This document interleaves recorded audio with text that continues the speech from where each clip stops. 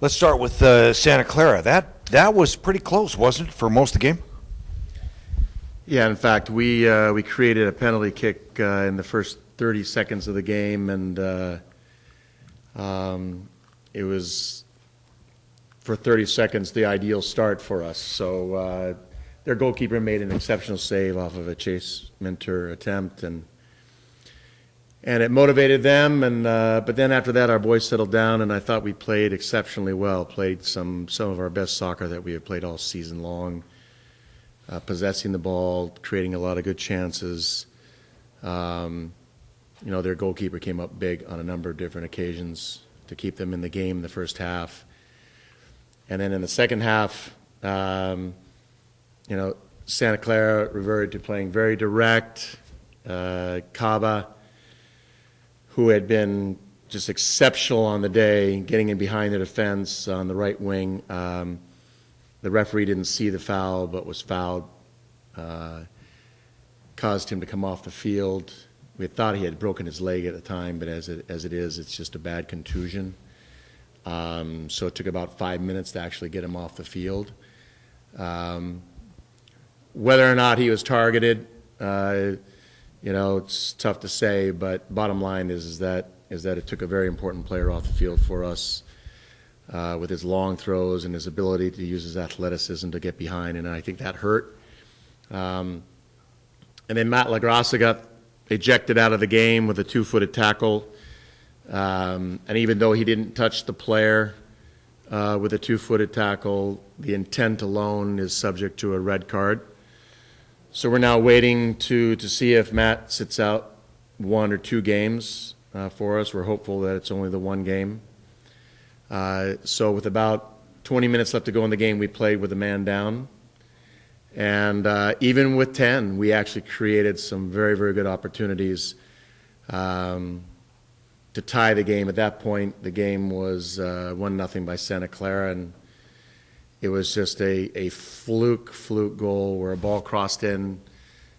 Kip Colby literally cleared the ball into the chest of one of our defenders who was standing in his way. Bounced directly to one of Santa Clara's forwards, who put it away. Wade Hamilton had no chance for it. So they went up 1-0 and then bunkered in against us. And even with 10 men, I was very proud of our boys that we created some very good chances, but came away with a 1-0 loss. Obviously, a very disappointing loss, because I felt that we played well enough to at least tie the game, and that would have kept us undefeated going into the UCLA game. Kudos to Santa Clara, who played the type of and the style of soccer that made it difficult for us. And they were coming off of 3 losses in a row, and so they were incredibly motivated, not only to win the game, but also I'm sure, to play against me. Because Cam Rast, who was their head coach, was my captain when we won the national championship back in 1989. And so there was a lot of emotions around the game. But bottom line is that we're disappointed with the loss, but very proud of how our boys battled and the style of soccer that Cal Poly continues to show, and how we continue to grow defensively. I mean, we are literally one of the best defensive teams in the country right now. Now, if we can just finish a few of our chances and score a few more goals, the future's bright for us. How do you feel about UCLA? They were ranked number 1 in the country at the beginning of the year. In one poll, I think Virginia was ranked number 1 in the other poll, with UCLA ranked number 2. They're now out of the top 25. They're 1-3. They've lost some very tough matches against. They beat New Mexico. They lost to Maryland at Maryland. They lost to Georgetown at Georgetown, and they lost to one of our conference foes in UC Riverside in overtime. I don't think the game score reflects how well UCLA played. They outshot UC Riverside. They started a freshman goalkeeper, which means that they were probably not too happy with their starting goalkeeper in the first 3 matches. So maybe the coach, Jorge Salcedo, was trying to mix things up a little bit and put some pressure on the starting goalkeeper. Or he incurred an injury in training. Regardless, the freshman goalkeeper started, and he let in 2 very soft goals. I would be very surprised if he started against us. So I think UCLA continues to be one of the very finest teams in the country. The fact that they're out of the top 25 means nothing to me and means nothing to our team. They're going to, they want to get back onto the winning ways, and I'm sure they think that they can get that done against Cal Poly. And even though we've beaten them and tied, we're 2-0-1 in the last 3 years against them, that means absolutely nothing going into this game. We obviously have to solve the problem of Matt LaGrassa not being on the field for us. I think we have some great options for that. I'm not going to announce who that would be at this point, but I think it's going to be an outstanding game. 2 teams that try to play great soccer, 2 teams that will try to use skill as opposed to brute force and direct play, and if they have to resort to direct play, then they will, but to win the game. But both teams will play what I consider a very professional style of soccer. Despite the loss to Santa Clara, you feel the team is continuing to improve? Yeah, I think these are one of the issues. I felt very, very happy with how they handled playing away from home up in the Northwest in Spokane against Gonzaga, which is a very good team, a team that continues to do quite well in the WCC. Seattle University, who beat Santa Clara on the Friday night. They also are an outstanding team. So how we traveled was very good. I came away really believing that the Cal Poly Mustangs are now discovering ways to get results on the road. I'm not a believer that you have to play differently at home or on the road as you do at home, and I want to prove that this year. I still want to play an attractive, attacking-minded, purposeful-minded, relentless defending type of soccer, both home and away. The way we played at Santa Clara, I was very proud of. The way we defended, I was very proud of. Wade Hamilton continues to be one of the best goalkeepers in the country. And this young man, Noah Czapleski, the left back, and Kip Coley at the right back, freshman, senior. The future is very, very bright, with Noah. But Noah could also step into the midfield and be just as effective as an attacking midfielder for us. So the one piece of it that we have to overcome is playing on the road. And playing away from home on the game 1 and then 2 days later having to come home, or vice versa, is a challenge for any team.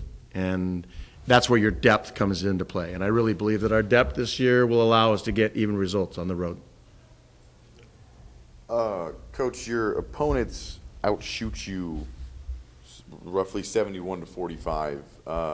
You talked about your defense being very strong, but you wanted, you mentioned your offense to get there as well. How do you fix that moving forward? Yeah, quite frankly, I don't know how some of these schools count what the shots are, even for us or against us, and what they consider a shot. It is true that the opponents are out shooting us, but we're managing it. The key is that we have to start taking some pressure off of our defense and start scoring more goals. And so we have to be much better at looking to get in behind defenses, looking to exploit those spaces. We have to get our attacking midfielders involved in the game a lot more. Matt LaGrassa, who's normally a midfielder, that won't be the case against UCLA because he won't be playing, but he typically comes looking for the ball into the midfield, and then we literally have to replace that position through a rotation of someone playing high up the field. We've gotten better at that, but we still need much greater penetration by our wingers, by our 2 attacking midfielders. That's what we'll be training on all week long so that we can put some pressure on UCLA. Like you mentioned, UCLA coming off a few losses. Did you see anything in those games that you could take advantage of? Yeah, well, of course. I think UCLA is looking very closely at Cal Poly and doing the same thing. I don't want to talk tactically how we're going to approach the game against UCLA, but this is probably the worst start in UCLA in the last 15, 20 years. And I think Jorge Salcedo is a very experienced coach, and he'll use that to his advantage. The bottom line is that we have to be equally as motivated and equally as disappointed with losing our last game as they are at losing their last game. So this is going to be a battle of wills and see who's disciplined and who has the character to get a result under these conditions.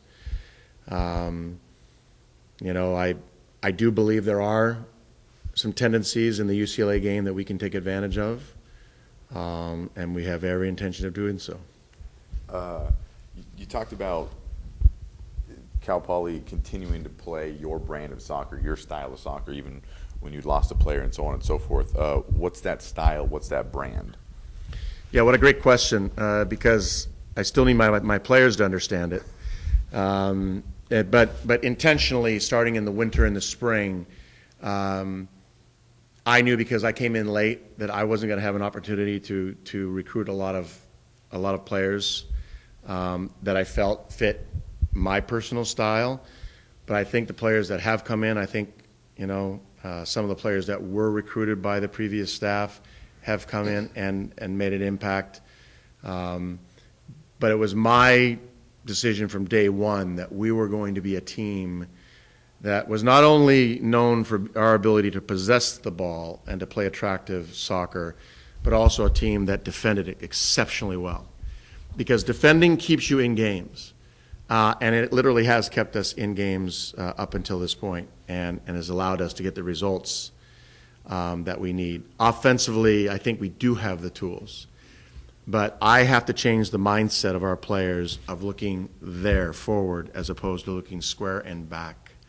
And getting them to see the spaces in behind the midfield line, getting them to see the spaces in behind the back line of the opponent does take time, especially when they're philosophically, you know, they're looking to play square and back and just be satisfied with possessing the ball. And that's the difference that I want to bring to this Cal Poly program, is that, and we haven't achieved it yet. We are beginning to see glimpses of some of the beautiful soccer that we actually, beautiful, attractive, attacking-minded soccer that we can play, but it's coming in glimpses. Now we have to be a lot more consistent. Excuse me.